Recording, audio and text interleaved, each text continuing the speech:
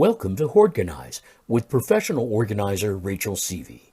Every Sunday at 6 p.m., Rachel shares her expertise and compassionate approach to help you deal with overwhelming clutter. Rachel?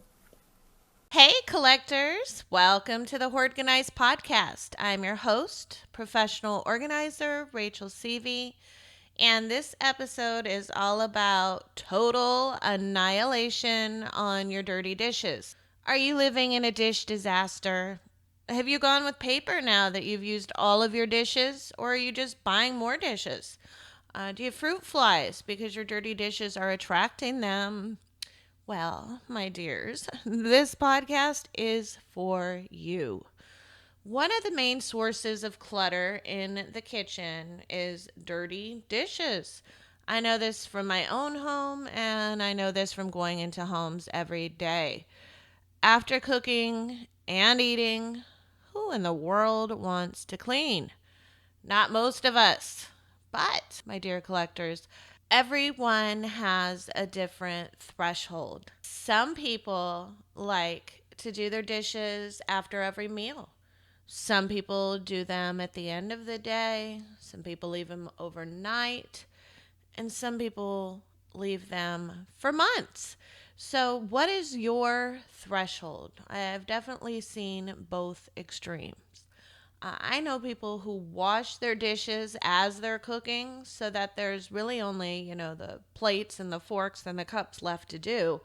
And then they finish those right after they eat. And I've worked with people who haven't washed their dishes ever.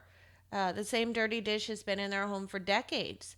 And I've cleaned mountains of dirty dishes personally.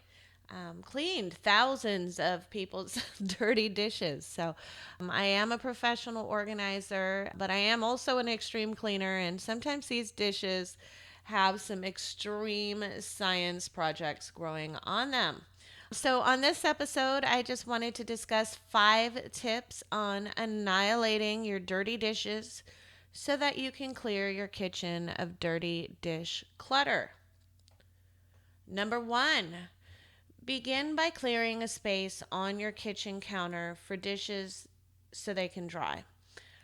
How do you clear the counter if there's no place to put anything?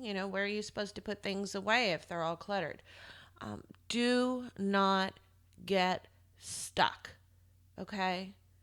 Don't worry about it. I know you don't have a place to put things. Grab a box or a bin. I know you've got a million of them, or a bag, and put several of your dirty dishes in them and move them out of the way. Put them outside. Put them in another room. This is all temporary, okay? I want you to just have a clear space on your counter to have a workspace and to allow dishes to dry. So you're going to also want to clear all of the dishes out of the sink as well. And I understand this could be like 6 or 7 small boxes worth or more or less. And you just want to clean these spaces as best as you can. You don't have to deep clean them or obsess spending hours on them. You just want to get them dejunked. If you've got a bunch of food and stuff on the counter and in the sink, you just really want to have a nice clear surface that's relatively clean. You can also put a towel on top if you weren't able to get it clean. And then you still have a nice workspace and a place for dishes to dry. So, a bath size towel, a kitchen towel, don't obsess, don't get holed up. Anything that can basically cover the table because you haven't gotten to cleaning it, or the counter, use a sheet for all I care. I mean, no one's perfect. All I'm asking you to do, step number 1, is to clear a surface and either quickly clean it without obsessing or just put a fresh towel on top. Number 2. Number 2 is soaking.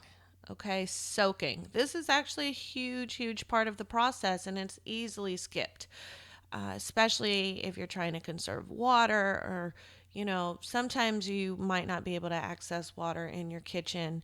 So if you're able to get water out of the tub or from the backyard, You can even fill bins with water and a little detergent, some Dawn or whatever, and let them soak. This is really an important process. Soaking is especially important if you haven't washed your dishes in a really long time. What it's going to do is it's going to save you time and energy when you go to clean these dishes. Scrubbing dirty dishes really does take a lot of energy and time. And when you soak them overnight, you're able to really help yourself on some elbow grease so that you don't hurt yourself, and energy, stamina.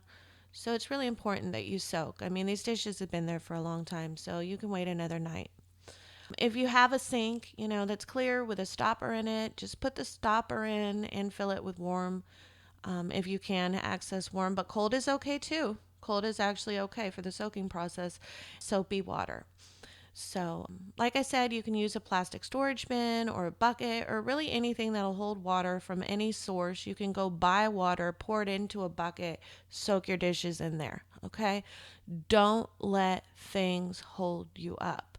I know that some of you tend to be martyrs and feel so sorry for yourself and see it just absolutely impossible to soak your dishes or get them washed. Perhaps you don't even have running water. But I'm telling you, go out, get some water, put it in a bucket with some soap, and get your dishes in there overnight. Okay? Get creative. I keep saying overnight, but if they're not so bad, just soak them for a minimum of 2 hours. But extra grimy, caked on, crusty dishes are definitely overnight soakers. Number three, using a clean sponge or scrub brush, wash your dishes. Again, in your sink with a stopper, with warm or cold water, in a bucket with water from the grocery store. Take a scrub brush and wash your dishes. If you're disabled, you can sit on a low stool or chair with a bucket and just wash them one by one. And you're going to really want to wash the dishes well. I do spend a lot of time showing people how to properly wash dishes. You're going to wash the front of the dish and you're going to wash the back, the bottom, around the ridge, the handle. You're going to want to be really thorough. Okay? it it might be easy for you to rinse them immediately after they're washed, or you might have to dump out your bucket and go refill your bucket again so that you have some clean water to rinse your dishes. Once your dishes are rinsed, you just put them on that clean towel or sheet or whatever that you cleared on step one, and you can either spend time drying them, or you might be exhausted or have something to do, so you can leave them out to air dry. Number four, put your dishes away.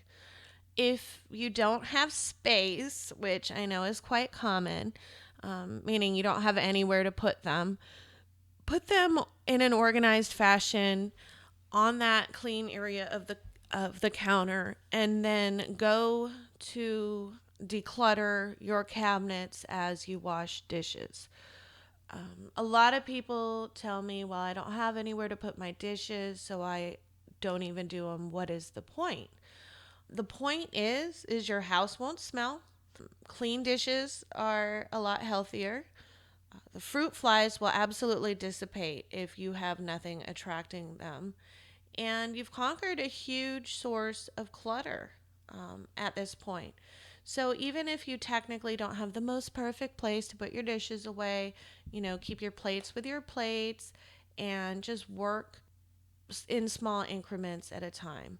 Number five covers fruit flies. People are always astonished or don't understand what they are. They are like small, um, little flies that kind of hover around and eat and, of course, defecate and urinate all over your food. And they come out from the sink. So you've got to eliminate dirty dishes. As soon as your dishes are clean and your rotten food is thrown out, especially in the fridge, all of your recycling and your trash is out, I promise you the fruit flies will leave. If there's nothing there to feed on, then they are out, which is good. So start thinking about what is best for you versus what the perfect solution is. You've got to take baby steps. You've got to go take your time, especially if you're aging or disabled or injured. So, small increments of doing dishes this way will absolutely be helpful as you're going along through your cupboards and getting rid of any rotten food, wipe down the spaces, try and really create a nice place for these dishes to go. Not the perfect place, but, a decent place. So, my dear collectors, if you are tuning into this podcast on YouTube, please, please, please show me some love and click that thumbs up button. Subscribe to my YouTube channel or go ahead and leave a comment. I love hearing what you all have to say. And until next time, collectors, please remember that happiness is a place between too little and too much. This has been Hoardganize with Rachel Seavey. New episodes are available every Sunday at 6 p.m. and also on the Collector Care YouTube channel. Download Rachel's Affirmations for Collectors on iTunes or Amazon.com, or sign up for Rachel's blog at collectorcare.com and receive 7 tips for clutter-free living. Thanks for listening.